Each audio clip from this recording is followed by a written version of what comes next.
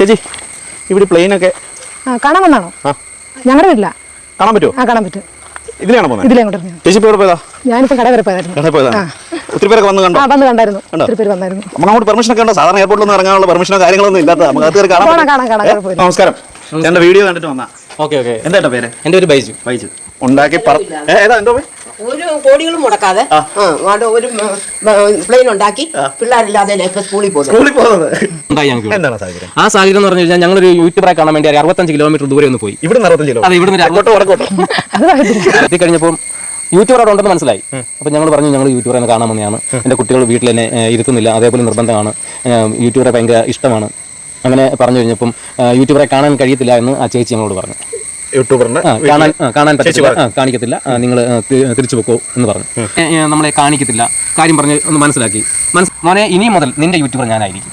അതാണ് ഈ ലൈറ്റ് ഉണ്ടാക്കാനുള്ള കാര്യം.